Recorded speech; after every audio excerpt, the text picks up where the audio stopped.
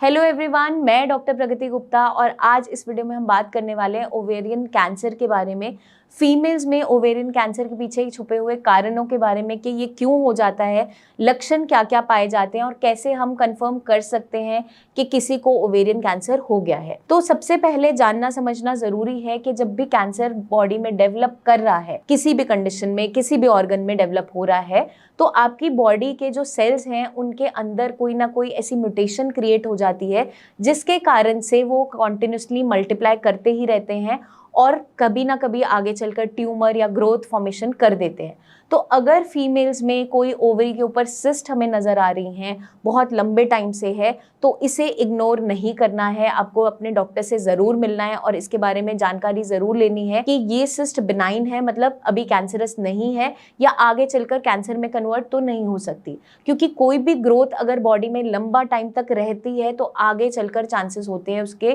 Cancer के अंदर turn होने में। तो ज़्यादातर हमने रिस्क फैक्टर्स ये देखे हैं कि जिन फीमेल्स में उनका वेट अनकंट्रोल्ड रहता है, मतलब कि ओबेसिटी की तरफ वो जा रही हैं, कोई ना कोई हार्मोनल इश्यूज बन रहे हैं कॉन्टिन्यूस, या जो फीमेल्स कभी भी उन्होंने लाइफ में कंसीव नहीं किया है, माँ नहीं बनी है, या किसी हार्मोनल थेरेपी के अंडर हैं, पोस्ट मेनोपॉज सिम्टम्स को कर्ब करने के लिए कोई हार्मोन रिप्लेसमेंट थेरेपीज ले रही हैं, या जिन फीमेल्स में अर्ली मेनार्क हुआ था, मतलब पीरियड्स जल्दी आ गए हैं, लेट मेनोपॉज हुआ है, वो ज़्यादातर इस रिस्क के अंडर होती हैं कि ओवेरियन कैंसर होने के चांसेस ज़्यादा देखने को मिल जाते हैं। अब कैसे पहचान सकते हैं कि ये सिम्टम्स ओवेरियन कैंसर के हैं या नहीं? जो इनिशियल सिम्टम्स होते हैं वो बहुत ही जनरल से होते हैं, जो नॉर्मली किसी को भी ड्यूरिंग पीरियड्स भी मिल जाते हैं या फिर वैसे भी मिल जाते हैं। तो इसीलिए आइडियली ये डायग्नोज भी सही टाइम पे नहीं हो पाता और आगे स्टेजेस के, लेट स्टेजेस के अंदर मालूम चलता है कि ओवेरियन कैंसर में ये टर्न हो गया है। तो इनिशियली अगर आपको बहुत ज़्यादा ब्लोटिंग हो रही है, एब्डोमिनल डिस्कम्फर्ट बन रहा है, मतलब पेट के नीचे के हिस्से में डिस्कम्फर्ट हमेशा बना रहता है,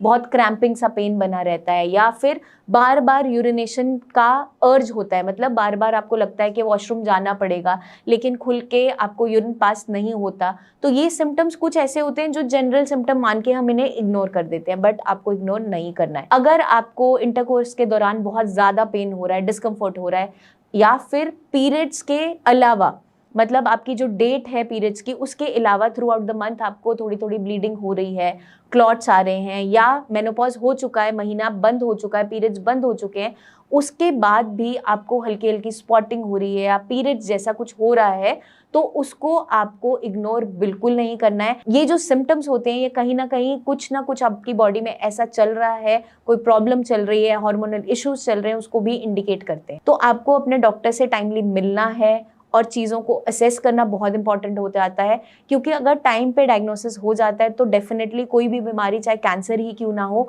उससे भी हम लड़ सकते हैं। तो इसके लिए हमें कुछ टेस्ट करवाने इंपॉर्टेंट हो जाते हैं, जैसे कि आप अल्ट्रासाउंड होल एब्डोमेन करवा सकते हैं, उसमें मालूम चल जाता है कि कोई गांठें जो बन रही है उसका नेचर कैसा है, या ट्रांसवेजाइनल अल्ट्रासाउंड भी होता है, टीवीएस के अंडर भी ये चीज़ कवर हो जाती है। और कंफर्मेशन के लिए अगर हम चाहें तो बायोप्सी भी किया जाता है, मतलब एक टुकड़े की जांच की जाती है, साथ के साथ पेट स्कैन किए जाते हैं जिसमें कंफर्मेशन आ जाती है कि ये जो ट्यूमर या ग्रोथ या सिस्ट दिख रही है ये कहीं कैंसरस तो नहीं है, या आपके जो कैंसर मार्कर्स होते हैं जो ब्लड के